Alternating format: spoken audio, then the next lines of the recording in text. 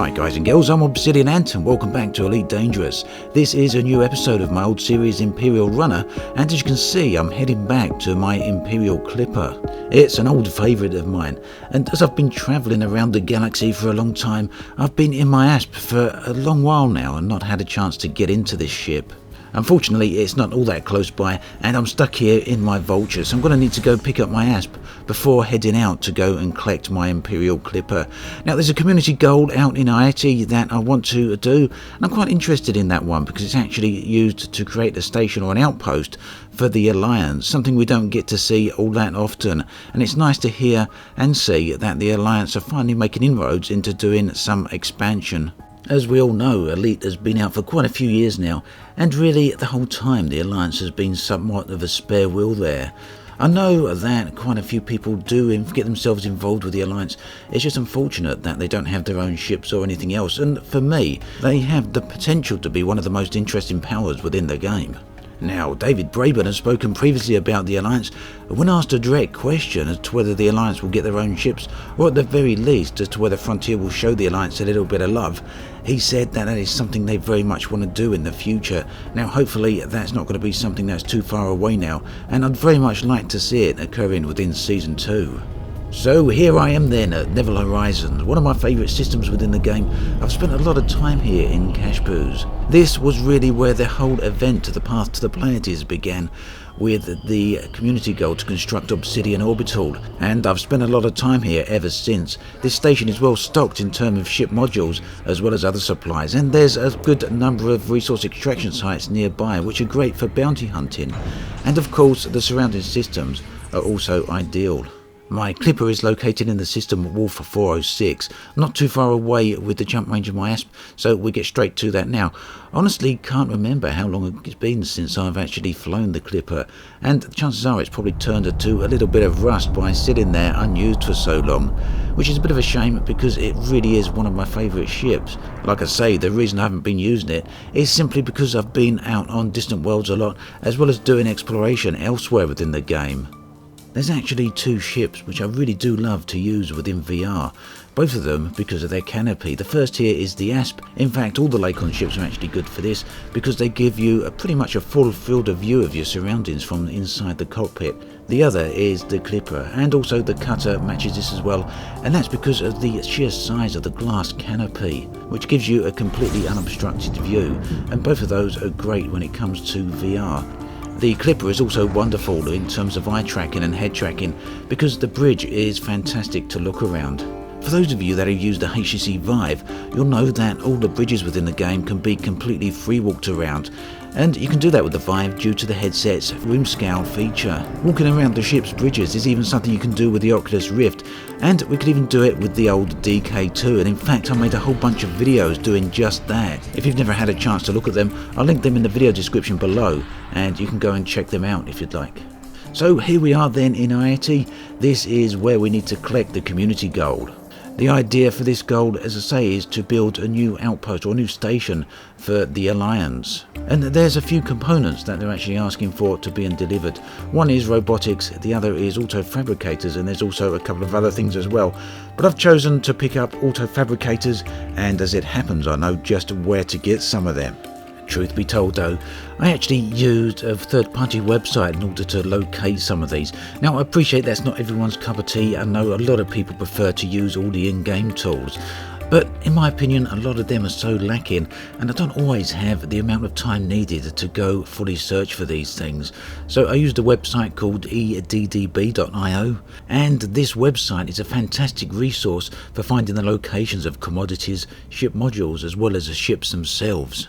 I'm sure I'm not alone in having spent hours just trying to find a specific module in the past, so really I don't like to waste time doing that sort of thing now. I prefer to get straight down to it. Now I've got quite a high jump range on this particular ship, allowing me to do this journey in just 2 jumps, and it'll be 3 jumps on the return trip when I'm under load, but of course interdictions are still very much a thing. And whilst they're not much of a threat, they can be a little bit of an irritation. I've only got 2 weapons on this ship. I've got some class 3 shields, I think, so I'm not going to be able to take much damage, but at the end of the day it's just better to try and evade the interdiction altogether. There was some talk a while ago about interdictions becoming much more of a serious threat, that if you are pulled out of warp, then you could well face annihilation by the enemy that has interdicted you. I'm not entirely sure how I feel about that. I mean, the game should pose some threats and some difficulties, of course, but at the same time, it really needs to be well balanced so that it doesn't just become an exercise in frustration. I did see a few commanders out here doing this community goal, and I've got to apologise to one of them who I crashed into through the docking slot here. I usually play in solo, and sometimes I come in a little bit too fast, through which I really shouldn't do at all, I know that. So sorry if I did crash into you. I know no damage was done, it was merely shield to shield bump, but I probably should be a bit more careful. And also hello to all those other commanders that stopped and chatted with me. The commodities market here is well stocked with auto fabricators.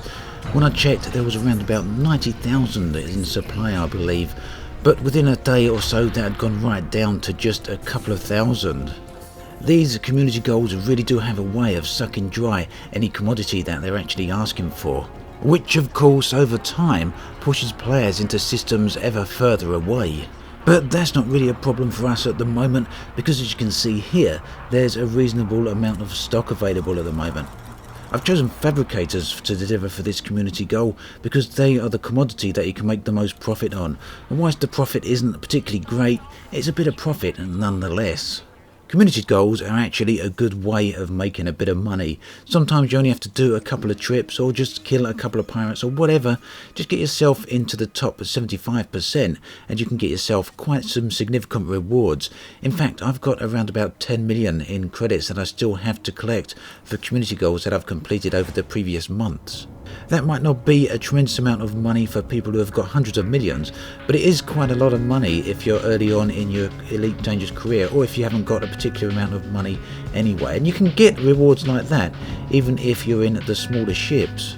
So community goals are always worth checking out. They're always worth doing, especially if you're nearby to some, but they can be a bit of a nuisance to find, especially if you don't check out the Galnet or the forums. There is an active community goals thread on the forums, but not everyone does go to the forums, not everyone will be able to check that out.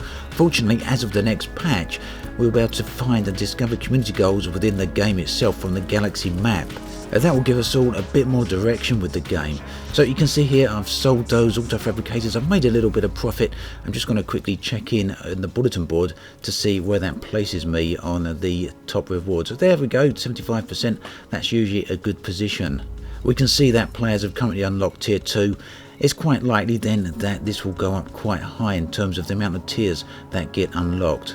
On this community goal, unlocking the additional tiers doesn't give any better services to the station, but it will give some better rewards for the community goal overall. If then you're at a bit of a loss for things to do in Elite Dangerous, a community goal is always a nice thing to get involved with. It gives you a bit of direction, it gives you something to do, and it's one of the game's activities where there's always plenty of other players involved. I think I'm going to do a few more runs. As always, thanks for watching. I'll catch you guys and girls next time. This is Space Engine, I'm Obsidian Ant, and today we're going to go on a tour through space. Now, Space Engine, for those of you that don't know, is a fully simulated universe. You can go absolutely anywhere within it, any planet, any star, any galaxy, any nebula, literally anywhere you can imagine. The galaxies out there are full of natural wonders, full of beauty. It's absolutely stunning places like these two massive planets here. Now, these two planets are extremely hot, very close to their local star. The one in the background there is a gas giant, and this planet here is known as a scorched desert.